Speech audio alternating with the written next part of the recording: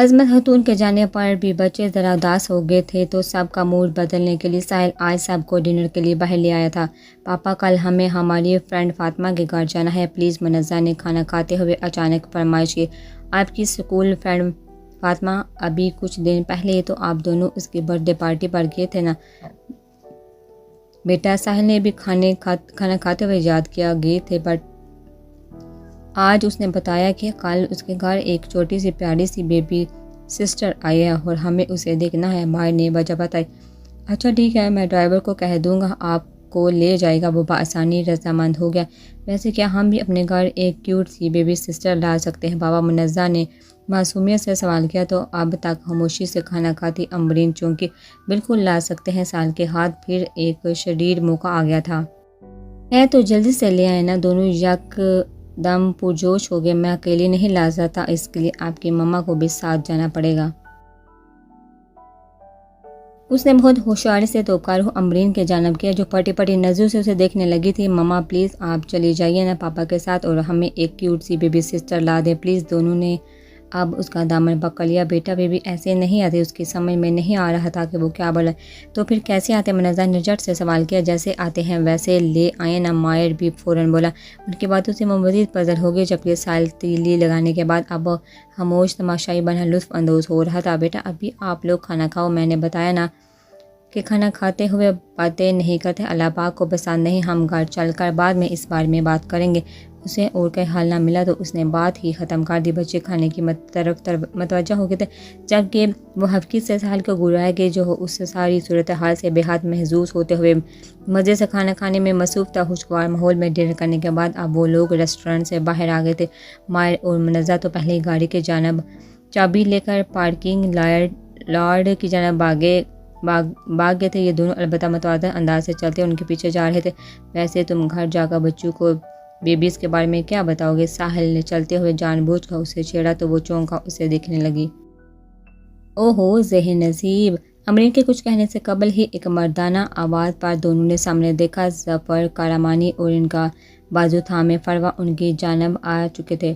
ذہن نصیب کہ آپ سے ملاقات ہوگی ورنہ آپ تو اپنے دیدار کا شرف ہی نہیں بخشتے۔ کارامانی ان کے مقابل رک کر گویا ہوا جس کا ساحل نے کوئی جواب نہیں دیا جبکہ گہری سرخ رنگ کا بے حد چست لباس پہنے نقص سے تیار فروا ساحل کے پہلو میں کھڑی امبرین کا سرتاپا جائزہ لے رہی تھی جس نے نفیس سا گہرا نیلا سوٹ پہنا ہوا تھا۔ سنا تھا تم نے دوسری شادی کر لی ہے، تو یہ ہے تمہاری دوسری بیوی؟ فروا کا انداز تجزیہ کرتا ہوا تھا۔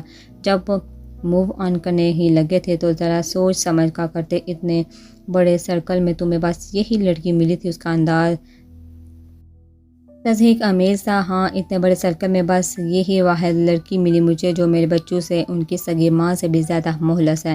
ساحل نے ترکی بدرکی جواب دیا۔ اوہ مطلب تم نے اسے اپنی شیطان بچوں کی آیا گیری کرنے کے لیے رکھا ہے؟ وہ طنزیہ انداز میں سے نتیجے پر پہنچی۔ نہیں کہ آیا نہیں۔ ساحل کی بات پر تینوں کے چہروں پر ناسمجھی ابھری کیونکہ تینوں کے لیے یہ لفظ نیا تھا جو ابھی ساحل نے کہا۔ اوہ سوری، تمہیں تو ربط البیت کا مطلب ہی نہیں پتہ ہوگا، چلو میں ہی بتا دیتا ہوں۔ اسے یکدم خیال آیا۔ اس کا مطلب ہوتا ہے گھر کی ملکہ۔ عربی میں یہ نام ان عورتوں کو دیا گیا ہے جو وفا شعاری سے اپنے شوہر کی آبرو کی حفاظت کرتے ہیں اور گھر کو سنبھالتی ہیں۔ اس نے امبرین کو دیکھتے ہوئے فخریہ انداز میں وضاحت کی، مگر تمہارا تو وفا اور آبرو جیسے لفظوں سے کوئی واضح ہی نہیں ہے، تو تمہیں کہاں پتہ ہوگا ان سب کے بارے میں؟ اس نے طنزیہ انداز میں دوبارہ فروا کی جانب دیکھا۔ زبان سنبھال کر کارامانی نے ناگواری سے تنبیہ کی۔ ایسا ہی اثر فروا کا بھی تھا۔ اس مشورے پر اگر آپ دونوں عمل کریں تو زیادہ بہتر ہے کیونکہ ہم تو چپ چاپ اپنے راستے جا رہے تھے۔ آپ نے روک کر سوال کیا تو اب جواب سننے کی ہمت بھی رکھیے۔ ساحل کا لہجہ ٹھہرا ہوا تھا مگر انداز تیکھا تھا۔ اور اگر جواب سننے کی ہمت نہ ہو تو آئندہ بیچ راہ میں ٹوک کر اپنا اور ہمارا وقت برباد مت کیجیے گا۔ اس نے اسی طرح مزید کہا اور پھر امبرین کا ہاتھ پکڑ کر وہاں سے چلا گیا جبکہ وہ دونوں وہیں کھڑے ناگواری سے انہیں دیکھا رہ گئے تھے۔ گھر واپس آنے کے بعد امبرین نے بچوں کو چینج کروا کر بستر پر لٹا دیا تھا۔ حسب معمول ساحل انہیں گڈ نائٹ کس دے کر جا چکا تھا۔ تھوڑی دیر بعد جب بچوں کی آنکھوں میں نیند اترنے لگی تو امبرین بھی اپنے کمرے میں آ گئی جہاں حسب توقع ساحل چینج کر کے بستر پر نیم دراز تھا۔ وہ بھی چینج کرنے کے بعد آہستہ سے اپنے بستر پر آ بیٹھے. ساحل اپنے ہاتھ میں چھوٹا سا کیلنڈر پکڑے مارکر سے اس پر کچھ نشان لگا رہا تھا. امرین اسے کچھ کہنا چاہ رہی تھی مگر اس کے انداز سے لگ رہا تھا کہ وہ ہمت نہیں کر پا رہی تھی. کچھ کہنا ہے تو کہہ سکتے ہو. اپنے کام میں مصروف ساحل کے بے چین بام کیا. وہ دونوں جو ہمیں ریسٹورنٹ کے باہر ملے وہ کون تھے؟ اس نے بلاہر پوچھ ہی لیا. میری ایکس وائف پروا اور اس کا موجودہ ہسبینڈ ظفر کرامانی. اس نے سادگی سے جواب دیا. آپ نے ان کے سامنے مجھے ربط البیت کیوں کہا؟ اس نے جھجکتے ہوئے ایک اور سوال کیا. کیوں تمہیں اچھا نہیں لگا؟ ساحل نے اس کی جانب دیکھا. نہیں وہ بات نہیں ہے. دراصل ابھی ہماری شادی کو صرف کچھ ہی دن ہوئے اور آپ نے مجھے اتنا اونچا مقام دے دیا. وہ نظر جھکائے کمبل کی سلوٹوں سے کھیلنے لگی. اس کا انداز ایسا تھا جیسے کہہ رہی ہو کہ میں اس مقام کے لائق نہیں ہوں. جب میں نے تمہیں اپنے نکاح میں قبول کر لیا تھا تب ہی سے تم میرے لیے ربط البیت ہو گئی تھی میرے گھر میں ملکہ. اور اب آہستہ آہستہ دل پر بھی قبضہ کر رہی ہو. آج نہیں تو کل تمہارے حصے میں یہ لقب آنا ہی تھا. تو آج ہی صحیح. وہ مسکرا کر کہتا ہوا اس کی جانب جھکا تو وہ بے احتیاطی اسے دیکھنے لگے. ویسے کیا میں پوچھ سکتا ہوں کہ مجھے بادشاہیت کب ملے گی؟ اس نے دلچسپی سے سوال کیا. آپ تو پہلے ہی اس گھر کے بادشاہ ہیں. یہ سب آپ کا ہی تو ہے. اس نے نظر جھکاتے ہوئے گویا دھیان دلائے. اور تم؟ اگلے سوال پر اس کی پلکیں خود بخود اٹھ گئی. کیا تم بھی میری ہو اور تمہارا دل بھی میری سلطنت میں آتا ہے؟ گہری نظر اور گمبھیر انداز اسے اپنے شہر میں جگڑ رہے تھے. اگر ایسا نہ ہوتا تو اس وقت میں آپ کے پاس نہیں ہوتی. اس نے نظر پھیرتے ہوئے گول مول جواب دیا. پاس ہو کر بھی تو اب تک دور ہی ہو تم. اس کے بے ساختہ انداز میں عجیب سا شکوہ کرتی طلب تھی. میں نے کہا نا کہ مجھے بس تھوڑا وقت چاہیے اور کوئی بات نہیں ہے. اس نے دھیرے سے یاد دلائے. مجھے یاد ہے اور کہیں غلطی سے بھول نہ جاؤں اسی لیے یاد دہانی کراتا رہتا ہوں. ساحل نے کہتے ہوئے اپنے ہاتھ میں پکڑا کیلنڈر اس کی جانب گیا. کیلنڈر پر 2 اکتوبر سے لے کر آج کی تاریخ تک سرخ مارکر سے کٹ کا نشان بنایا گیا تھا جبکہ 2 نومبر کے ہونے پر اسی سرخی مارکر سے ایک چھوٹا سا دل بنایا ہوا تھا.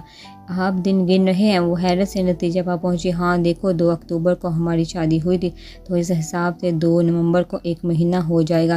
تم نے 1 مہینے کا وقت مانگا تھا نا. آج 17 دن ہو گئے ہیں. اب ٹوٹل 14 دن باقی ہیں ہماری شادی مکمل ہونے میں. اس نے مزے سے سارا حساب کتاب بتایا جبکہ وہ حیرت زدہ نظروں سے اسے یوں دیکھ رہی تھی گویا اس کی دماغی حالت پر شبہ ہو. بھائی میں وہ کہیں سے 2 6 سالہ جڑواں بچوں کا باپ اور ایک سنجیدہ بزنس مین نہیں لگتا تھا بلکہ اس کی چوہیاں شرارتیں اور نادانیاں کسی نوجوان کے جیسی ہوتی تھی. کبھی کبھی امرین کو شک گزرتا تھا کہ کہیں ساحل کو ملٹیپل پرسنالٹی ڈس آرڈر جیسی تو کوئی بیماری نہیں ہے جس میں ایک انسان کے کئی روپ ہوتے ہیں. لیکن ایسا نہیں تھا. در حقیقت ساحل ان لوگوں میں سے تھا جو موقع کی مناسبت سے خود کو اس رنگ میں ڈال لیتے تھے جس کی اس وقت ضرورت ہوتی تھی. جیسے کہ آفس میں ایک سنجیدہ باس، بچوں کے لیے پرشفیق باپ، خالہ کا فرما بردار بانجا اور بیوی کے لیے ایک رومانٹک شوہر. کہاں کھو گئی خود کو یکٹاک دیکھتا پا کر ساحل نے نظروں کے سامنے چٹکی بجائی. وہ بھی یکدم چونک کر جیسے ہوش میں آئی. کچھ نہیں، سو جائیے آپ تھک گئے ہوں گے. وہ ٹالنے والے انداز میں کہہ کر کمبل اوڑھتے ہوئے لیٹ گئی. اس نے بھی مزید کوئی جواب کیے بغیر کیلنڈر اور مارکر سائڈ ٹیبل کے دراز میں رکھا اور اپنے سائڈ کا لیمپ آف کر کے کمبل اوڑھ لیا. ایک تو مشکل سے میسر ہوتی ہیں خلوتیں، اوپر سے اتنی شوق ہے پارسا رہنے کا. اگلے روز ساحل حسب معمول آفس چلا گیا تھا جبکہ بچے بھی اسکول سے آنے کے بعد حسب منصوبہ ڈرائیور کے ہمراہ اپنے اسکول فرینڈ فاطمہ کے گھر چلے گئے تھے. ملازم سرور کوارٹر میں تھے اور امرین گھر میں اکیلی تھی. یہ موقع اسے اکیلے غنیمت تھا. اس نے بہت سوچ بچار کرنے کے بعد الماری کھولی اور چچوپن کے عالم میں اسے سیاہ لاکر کو دیکھنے لگے جس کا 4 ہندسوں پر مشتمل کوڈ اب اسے معلوم تھا. اس کا انداز یوں تھا کہ کوئی اپنے عمل کو لے کر کشمکش کا شکار. کچھ دیر اسی کیفیت میں رہنے کے بعد بلاہر اس نے اپنا لرزتا ہوا دایاں ہاتھ اٹھایا اور شہادت کی انگلی سے آہستہ آہستہ نمبر ڈالنے لگی. ہر نمبر پریس کرتے ہوئے اسے ساحل کا لمس، وہ آواز، وہ سانسیں پوری شدت سے یاد آ رہی تھی جو اس روز سال کے کوڈ بتانے کے دوران اس نے محسوس کی تھی. کوڈ انٹر کر کے اس نے جیسے ہی لاک گھمایا امرین بی بی پکار پا. اس کا دل اچھل کر حلق میں اگر وہ سب یوں ہی چھوڑ کر بجلی کی سی تیزی سے پلٹی.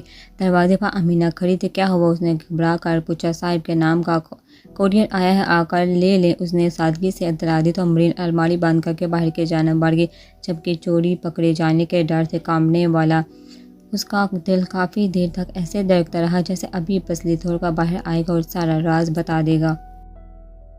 دن ڈھلنے کے بعد رات نکل آئی تھی اور حسب معمول چاروں ڈنر کے لیے ڈائننگ ٹیبل پر اکٹھا تھے، جہاں مائر اور منزہ اپنے فرینڈ فاطمہ کے بیبی سسٹر کی شان میں مسلسل زمین و آسمان کی کلابیں ملا رہے تھے۔ وہ اتنی چھوٹی سی، اتنی سافٹ سی تھی نہ پاپا، بالکل ڈال جیسی۔ منزہ نے بتایا، نہیں وہ ڈال سے بھی زیادہ پیاری تھی۔ مائر نے کہا، اچھا، اور اس پیاری سی چھوٹی سی ڈال کا نام رکھا ان لوگوں نے؟ ساحل نے کھانا کھاتے ہوئے پوچھا۔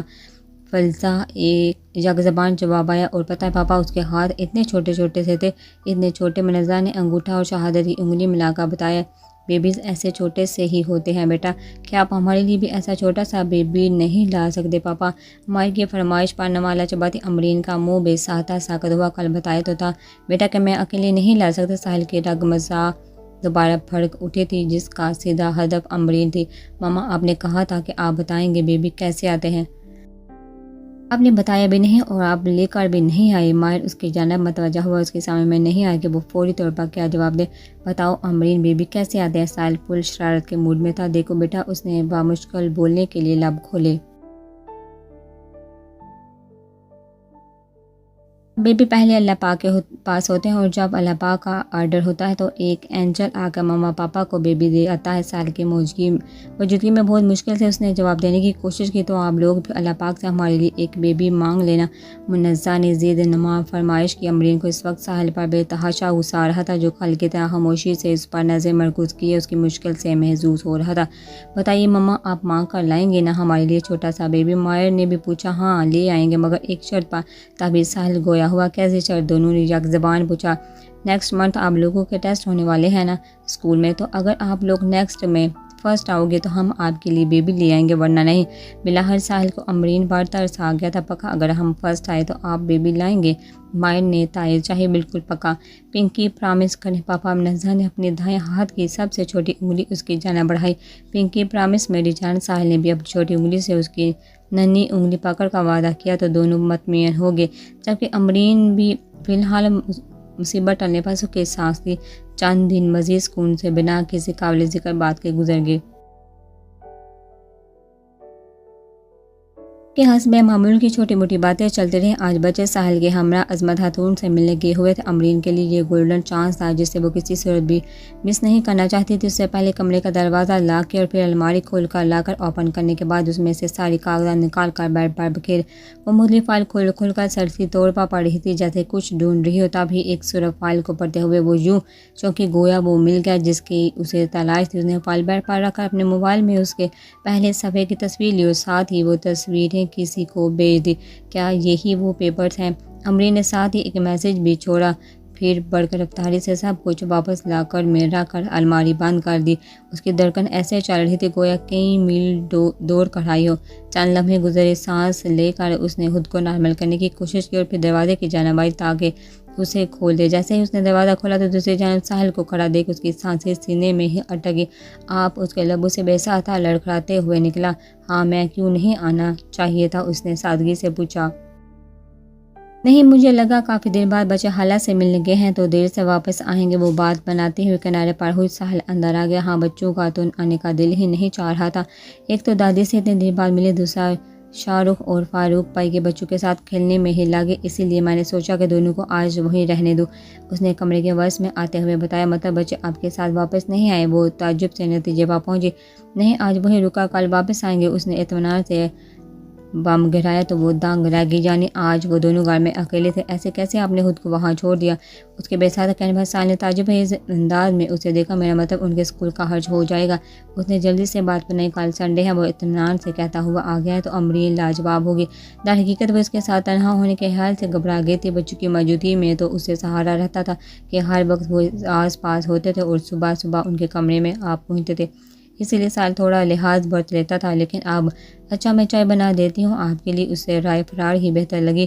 فی الحال میں نے کب کہا کہ مجھے چائے پینی ہے؟ ساحل نے یکدم اس کی کلائی پکڑ لی۔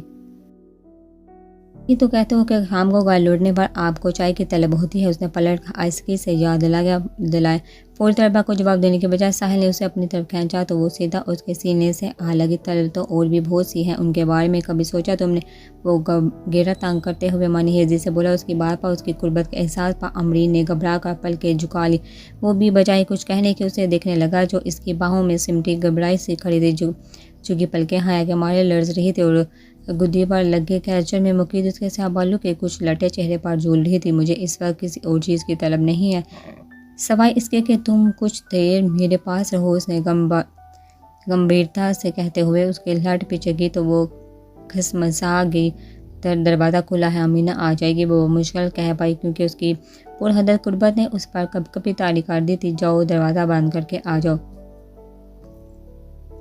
ساحل نے اسے اطاعت کرتے ہوئے کہا تو وہ حیرت زدہ سی اسے دیکھنے لگی۔ میرا مطلب تھوڑی دیر ساتھ بیٹھ کر بات چیت کرتے ہیں اور کچھ نہیں تو ٹی وی ہی دیکھ لیتے ہیں۔ اس کی حیرانی پامتے ہوئے ساحل نے سادگی سے وضاحت کی جس کا وہ کوئی جواب نہیں دے پائی۔ جاؤ، اس نے دوبارہ اپنی بات پر زور دیا تو نہ چاہتے ہوئے بھی وہ سست روی سے دروازہ بند کرنے آگے بڑھی۔ جبکہ وہ دروازہ لا کر کے واپس مڑی، ساحل ڈبل صوفے پر بیٹھ چکا تھا، ٹیبل پر رکھا ریموٹ اٹھا کر دیوار پر نصب LED آن کر دی۔ جہاں آؤ، ساحل نے اسے اپنے پاس بلائے۔ اس کا دل چاہ رہا تھا ابھی یہاں سے کہیں دور بھاگ جائے یا زور زور سے رونے لگے، لیکن وہ کچھ نہیں کر سکتے تھے سوائے حکم ماننے کے۔ وہ قریب پہنچی تو اس نے اس کا ہاتھ پکڑ کر اسے اپنے پہلو میں بے حد نزدیک بٹھا لیا۔ تم موویز دیکھتی ہو؟ ساحل اس کے گرد بازو حمل کر کے چینل سرچ کرنے لگا۔ خاص شوق نہیں ہے، دیدی سے جواب ملا۔ اچھا تو پھر کس چیز کا شوق ہے؟ فارغ وقت میں کیا کرنا پسند ہے تمہیں؟ وہ پوچھتے ہوئے ایک چینل پر رکے جہاں راحت فتح علی خان کا کوئی گیت آ رہا تھا۔ پہلے کتابیں پڑھا کرتی تھی لیکن اب سارا وقت بچوں کے ساتھ ہی مصروف رہتی ہوں، وہ بھی اب قدر ریلیکس ہونے لگی تھی۔ چاندی بچوں کی وجہ سے تمہارا شوق ادھورا رہ گیا؟ اس کا انداز سادہ تھا۔ نہیں، میرا کوئی شوق ادھورا نہیں ہے، بلکہ بچوں نے تو مجھے مکمل کر دیا ہے۔ جتنی عزت اور محبت وہ مجھے دیتے ہیں وہ میرے لیے بہت اہم ہے، اور مجھے بھی سارا وقت بس ان کے ساتھ رہنا اچھا لگتا ہے۔ وہ بہت اچھے ہیں اور مجھے بے حد عزیز ہیں۔ اس کے انداز میں بیریا محبت تھی، ممتا بڑی محبت جو ساحل کو بھی اچھی لگی۔ اچھا اور ان کے پاپا کے بارے میں کیا خیال ہے تمہارا؟ اس نے مانہیزی سے کلیدہ پوری طور پر کو جواب دینے کے بجائے اس نے گردن موڑ کر ساحل کی جانب دیکھا۔ وہ بھی اسے دیکھنے لگا۔ آپ کو دیکھا مجھے بس ایک ہی خیال آتا ہے کہ نہ جانے وہ کیسے لوگ ہیں جو آپ جیسے اچھے انسان کی پیٹھ پر چھڑا کھونپنے کا سوچ لیتے ہیں، وہ بے ساختہ رنجیدگی سے کہہ گئی۔ اس کی بات پر وہ دھیرے سے ہنسا۔ میری امی کہا کرتی تھی کہ ہر انسان اپنے عمل سے اپنا ظرف بناتا ہے۔ جو کم ظرف لوگ ہوتے ہیں وہ کچھ بھی سوچ سکتے ہیں، کچھ بھی کر سکتے ہیں۔ کبھی بھی کسی کو ظرف سے زہم کھا کر ہمیں اپنا ظرف کام نہیں کرنا چاہیے، کیونکہ ہر شخص اپنے عمل کا جوابدہ ہوتا ہے۔ اس نے توقع کے مطابق احسان سے جواب دیا۔ آپ کی امی بھی یقیناً آپ کی طرح بہت اچھی ہوں گی، اس نے دلچسپی سے اندازہ لگایا۔ نہیں، وہ مجھ سے بھی زیادہ اچھی تھی۔ آج مجھے میں جو بھی اچھائی نظر آتی ہے وہ انہی کی بدولت ہے۔ اس کے انداز میں اپنی محروم ماں کے لیے بھی اپنا محبت تھی۔ وہ ہمیشہ کہتی تھی کہ مرد معاشرے کا ایک اہم ستون ہوتا ہے اور اس مرد کی پہلی درسگاہ ماں کی گود ہوتی ہے۔ اگر ہر ماں اپنے بیٹے کی اچھی تربیت کر کے اپنی طرف سے معاشرے کو اچھا فرد فراہم کرے تو معاشرہ بہت اچھا ہو سکتا ہے۔ اس نے اپنی ماں سے سنا فلسفہ دہرایا۔ لیکن اپنی طرف سے تو ہر ماں اچھی ہی تربیت کرتی ہے۔ امرین کی بات بھی غلط نہ تھی۔ تربیت ہوتی کیا ہے؟ اس نے جواب دینے کے بجائے سوال اٹھایا۔ بچے کو صحیح غلط کی تمیز بتانا اور حالات کی اونچ نیچ دکھانا، اس نے اندازاً جواب دیا۔ بالکل، لیکن جانتی ہوں آج کی ماں کی نظر میں تربیت کیا ہے؟ بچے کو اچھے اسکولوں میں ایڈمیشن کرانا، انگلش بولنا سکھانا، بچہ تانگ کرے تو موبائل پکڑا دینا، ہر بات پر نو کہنا، زبردستی کھانا کھلانا، شرارت نہ کرنے دینا، شرارت کرنے پر چیخنا چلانا، دوسرے کزن سے موازنہ کر کے اچھے مارکس لانے پر زور دینا، دوستوں کے ساتھ گھومنے پھرنے نہ دینا، جس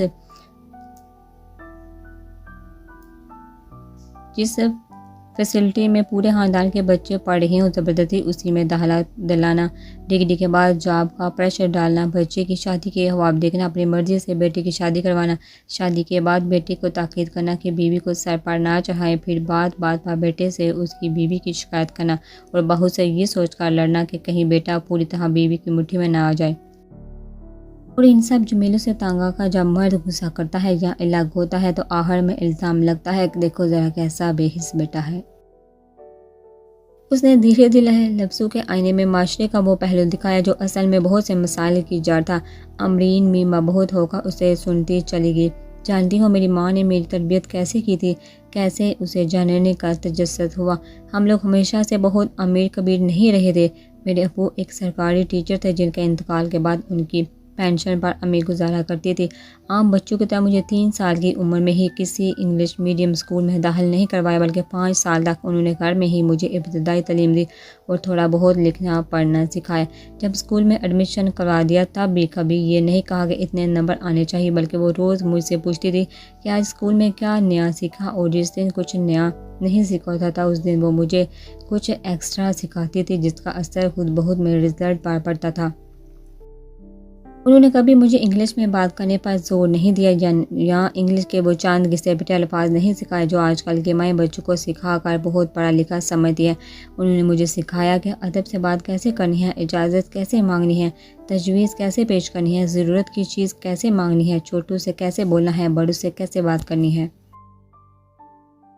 جب کبھی میں انہیں تنگ کرتا تھا تو وہ مجھے ٹی وی کے آگے بٹھانے کے بجائے میرا دھیان بھٹکانے کے لیے مجھے بھی اپنے ساتھ گھر کے کاموں میں لگا لیتی تھی کہ ایک کپڑا خود پکڑا اور وہ ایک مجھے پکڑا کر کہتی تھی کہ دیکھتے ہیں سب سے پہلے ڈسٹنگ کون کرتا ہے، سب سے پہلے کمرہ کون سمیٹتا ہے، اور میں کھیل کھیل میں ان کے ساتھ کام بھی لگ کر اپنی ضد بھول جاتا تھا۔ انہوں نے کبھی مجھے زبردستی ناپسندیدہ چیز کھانے پر مجبور نہیں کیا، کبھی پینسل کلر سے گھر کی دیواروں پر نشان مارنے یا بال کھیلتے ہوئے کوئی چیز ٹوٹ جانے پر زور سے ڈانٹا نہیں، بلکہ وہ مجھے اپنے ساتھ لگا کر سارا نقصان سمیٹا کرتی تھی اور ساتھ ساتھ پیار سے سمجھاتی بھی رہتی تھی۔ انہوں نے کبھی مجھے نہیں کہا کہ میں بھی شاہ رخ اور فاروق پائی کی طرح اچھے نمبر لاؤں، بلکہ اگر کبھی میں اپنی کارکردگی پر اداس ہوتا تو وہ مجھے سینے سے لگا کر کہتی تھی کہ میرا بیٹا سب سے اچھا ہے اور وہ بہت کامیاب ہوگا۔ جب فیکلٹی سلیکٹ کرنے کا ٹائم آیا تب بھی انہوں نے فیصلہ مجھ پر چھوڑتے ہوئے کہا کہ تمہیں جو پڑھنا ہے دل لگا کر پڑھو اور اپنا مستقبل بناؤ۔ پڑھائی پوری کرنے کے بعد میں نے جاب کی تلاش میں ہوار ہو کر فیصلہ کیا کہ اپنا کوئی کاروبار کر لینا چاہیے، مگر پیسے نہیں تھے تو امی نے اپنی شادی کے وقت کا زیور اور کمیٹی کے کچھ پیسے میرے حوالے کر کے کہا کہ میں انہیں استعمال کر لوں۔ انہیں مجھ پر یقین ہے کہ میں ضرور کامیاب ہوں گا۔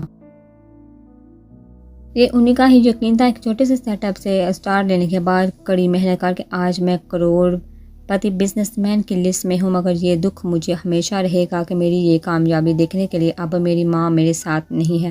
کسی داستان کی ماں نے سب بتاتے ہوئے آخر میں اس کا لہجہ بڑھایا اور آنکھیں نم ہو گئی۔ امرین بھی اس کے ساتھ ہی اس کے ماضی میں کھو گئی تھی۔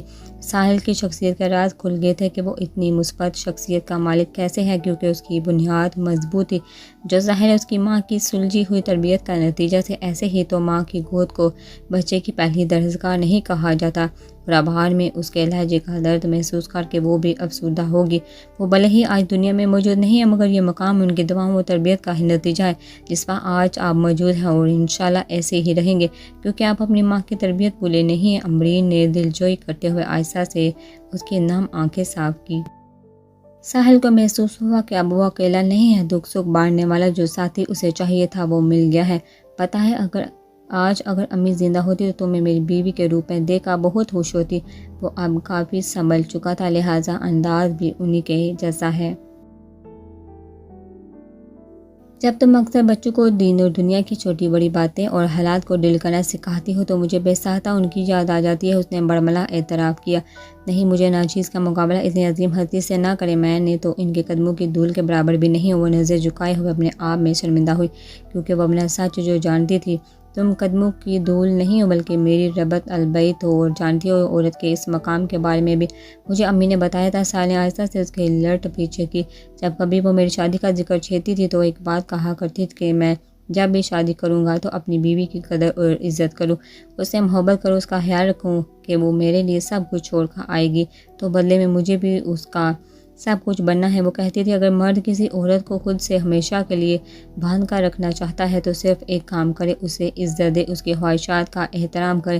اگر عورت وفادار ہوگی تو اس کے بدلے ایک روز اپنا سب کچھ تمہیں خوشی خوشی سونپ دے گی، اور دنیا کی کوئی طاقت اسے تم سے دور نہیں کر پائے گی۔ اس نے اپنی ماں کا فلسفہ دہرایا۔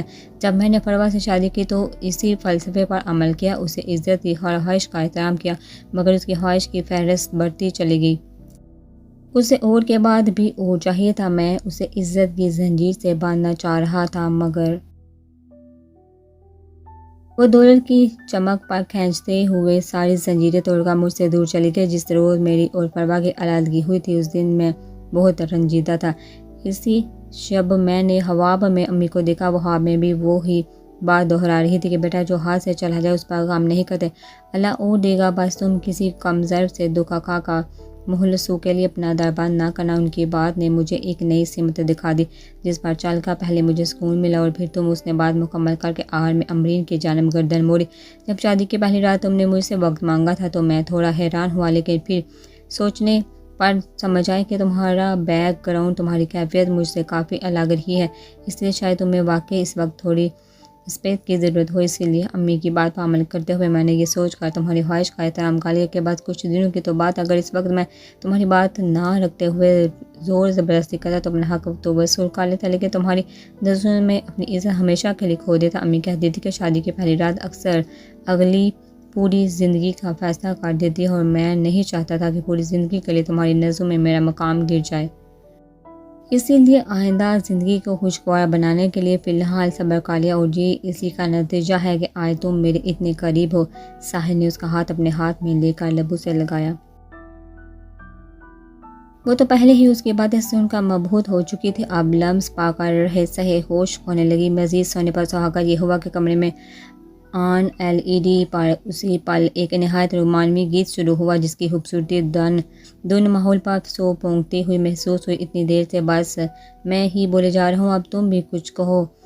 اس نے ہلکے پھلکے انداز میں موضوع بدلا۔ کیا کہوں، دیر سے سوال ہے، کچھ بھی، ساحل نے کہتے ہوئے اس کے بال کیچر سے آزاد کیے جن سے آتی شیمپو کی بینی بینی خوشبو اسے مدہوش کرنے لگی تھی۔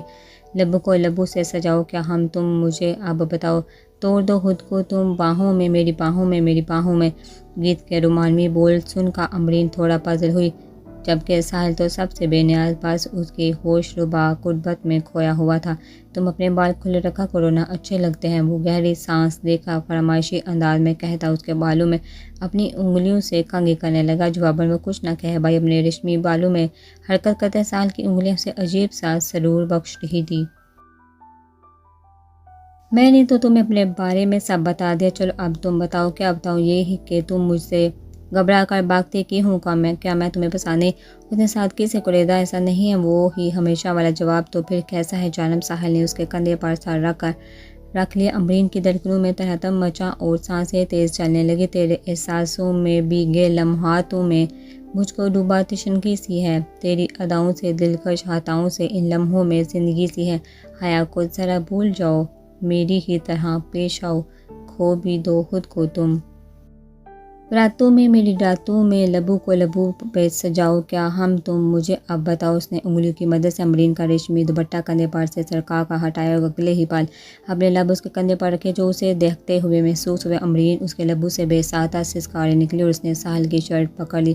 میں سمجھتا ہوں کہ تمہیں جسمانی تعلقات قبول کرنے کے لیے تھوڑا وقت چاہیے، لیکن تعلق صرف جسم کا تو نہیں ہوتا، کچھ جذبات بھی تو ہوتے ہیں، کچھ خواہشات ہوتی ہیں جو چاہتی ہیں کہ ایک دوسرے کے ساتھ وقت گزارا جائے۔ اس کے بے حد قریب گمبھیرتا سے کہتا، دھیرے دھیرے سے اس کے کندھے اور گردن پر اپنے لمس چھوڑ رہا تھا، اور امرین کے وجود سے اٹھتی بینی سی خوشبو اس کی سانسوں میں اتار کر اسے مزید بہکا رہی تھی۔ ایسا ہی کچھ بہکا بکا حال امرین کا بھی تھا، جو کوئی مزاحمت نہیں کر رہی تھی بلکہ اس رگو پے میں ایک عجیب سا سکون محسوس ہو رہا تھا۔ پتہ ہے پروان نے بھی کبھی میری محبت کا جواب محبت سے نہیں دیا، بلکہ اکثر وہ میرے قریب آنے سے چڑ جایا کرتی تھی اور تم گھبرا جاتی ہو۔ کیا میں اتنا برا ہوں کہ کوئی عورت مجھے اپنے نزدیک برداشت نہیں کر پاتی یا مجھ سے محبت نہیں کرتی؟ وہ تعجب سے پوچھنے لگا، اس کے انداز میں عجیب سا شکوہ اور کھجک تھی جو امرین کو بالکل اچھی نہیں لگتی۔ نہیں، آپ بہت اچھے ہیں، وہ بے ساختہ اس کی انگلی آنکھوں میں دیکھتے ہوئے کہہ گئی۔ آپ اتنے اچھے ہیں کہ آپ محبت کے نہیں عشق کرنے کے لائق ہیں۔ وہ پوری طرح بے اختیار ہو چکی تھی۔ سچ میں؟ تو کیا تم مجھ سے عشق کرتی ہو؟ وہ پوچھتے ہوئے اس کے بے حد نزدیک ہوا۔ دونوں کے درمیان فاصلہ اتنا کم تھا کہ وہ ایک دوسرے کی سانسیں اپنے چہرے پر محسوس کر رہے تھے۔ وجود سے اٹھتی بھینی بھینی خوشبو اور جذبات انہیں خمار سے چور کر کے مدہوشی کر چکے تھے۔ کرنا تو نہیں چاہتی، مگر ہونے لگا ہے۔ وہ بے ساختہ انگوٹھے سے ساحل کا نچلا انابی لب سہلانے لگی جو اس کے لیے نہایت پرکیف احساس تھا۔ قربت کے خمار میں چور ساحل کو اتنا ہوش نہیں تھا کہ وہ امرین کی باتوں کی گہرائیوں کو محسوس کر کے حد توام پاتا۔ کیوں نہیں کرنا چاہتی تھی؟ کس نے روکا ہے تمہیں مجھ سے عشق کرنے سے؟ ساحل نے بھی نرمی سے اپنا انگوٹھا اس کے گلابی لب اسٹک والے لب نچلے رب پہ پھیرا۔ وہ جواب دینے کے بجائے پوری طرح بے اختیار ہو کر اس کی جانب بڑھی۔ ساحل نے مزید اسے خود میں بینچا اور اگلے ہی پل ان کی سانسوں نے ایک دوسرے کو چھو لیا۔ تیرے جذبوں میں، مہکی سی سانسوں میں، یہ جو مہک سندلی سی ہے دل کی پناہوں میں، بکھری سی آہوں میں سونے کی خواہش جاگی سی ہے، چہرے سے چہرہ چھپاؤ، سینے کی دھڑکن سناؤ، دیکھ لو خود کو تم آنکھوں میں، میری آنکھوں میں، لبوں کو لبوں پہ سجاؤ، کیا ہم تم مجھے یہ بتاؤ۔ ایسا لگا تھا جیسے برسوں سے ادھوری کسی تشنگی کو آج سیراب ہونے کا خوبصورت موقع ملا ہے، جیسے دونوں ہی نے گنوانے کی کوشش میں ہوش گنوا دیے تھے۔ اس سے قبل کہ دونوں ایک دو طرفہ آگ میں بری طرح سلگ کر واپس نہ آنے کے لیے گم ہوتے کمرے کی فضا میں بکھرا رومانوی گیت ختم ہوا اور ساحل موبائل کی رنگ ٹون نے انہیں صبر کے آغاز میں ہی روکا، واپس حقیقت میں کھینچ لیا۔